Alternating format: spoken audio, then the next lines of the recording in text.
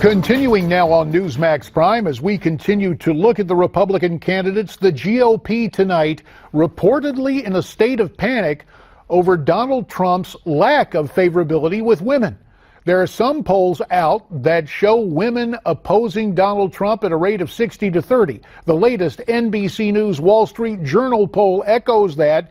You see only 21% of women voters with a positive view of Donald Trump, 70% with a negative view.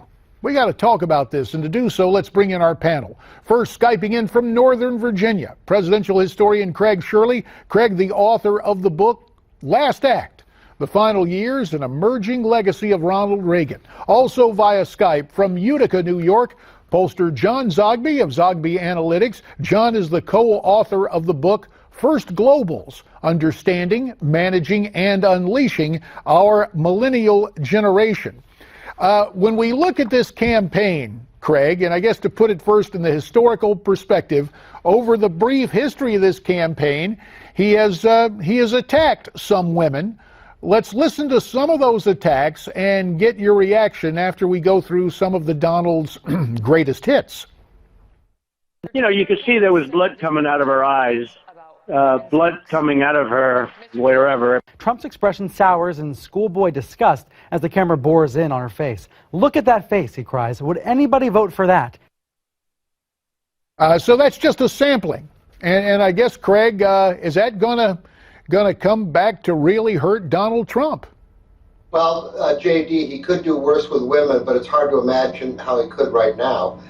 He's at 20% approval, so he's in Nixon territory. With in August of 1974, as far as his overall approval of the American people. So the bad news is for Donald Trump, he's at 20%. The good news is he can't go any lower. He can turn around and go up, and I suspect he'll start doing that if he's wise. At least he's got to start talking about what he's going to do for the American people. Stop talking about women. Start talking about this anecdote or that anecdote, and start. I mean, not all the old rules are thrown out the window. Some of the rules still apply. Ultimately, the American presidency is about what you're going to do for the American people, and that's what he needs to do.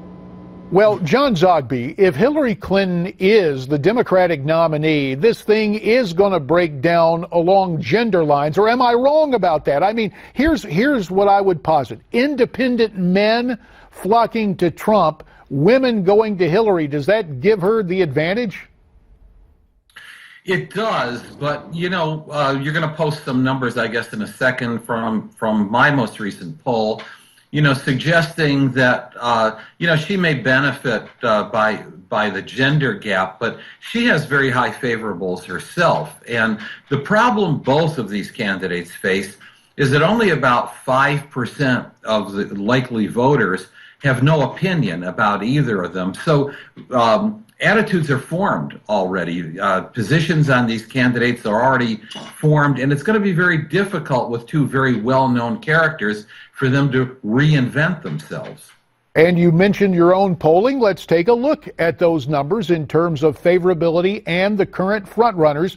And as you mentioned, both Hillary Clinton and Donald Trump have heavy unfavorables.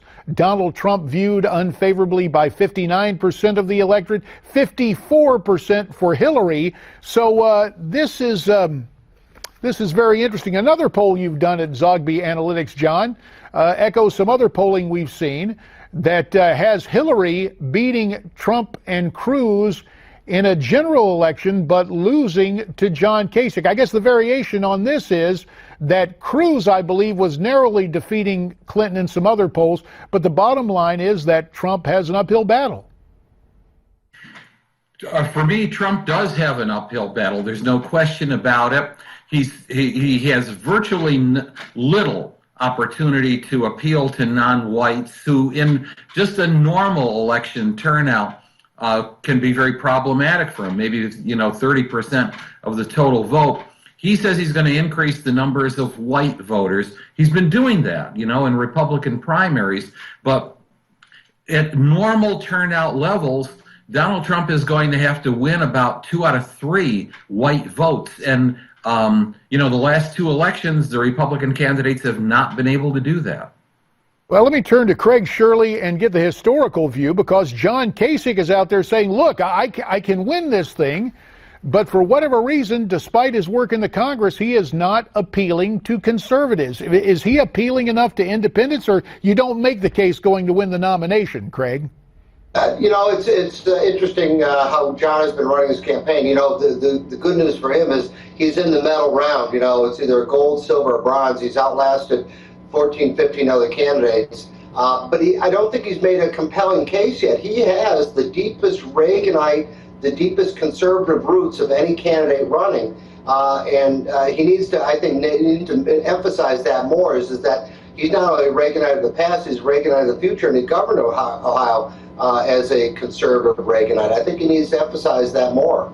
Well, the problem I see from my perspective, gentlemen, is the fact that you take a look at the personnel he's hired, you take a look at the themes he's embraced on border security and immigration, and I don't mean to be uncharitable to my old House colleague, but it's almost as if John Kasich is running a McCain 2016 campaign, and that's not going to win him the Republican nomination. Gents, we will have to leave it right there. As always, Craig Shirley from Northern Virginia and John Zogby from Utica, New York, we appreciate your insights and analysis. So you heard from John and Craig, and you heard from me too, for what it's worth. Agree or disagree, here's where you can send your comments to me, newsmaxtv.com/comments, or if you're part of the Twitter sphere, tweet me. Our handle is @Newsmax Prime. Ahead on this Monday night, Armstrong Williams just back from Europe, specifically Brussels and Paris. We'll talk about that as we continue.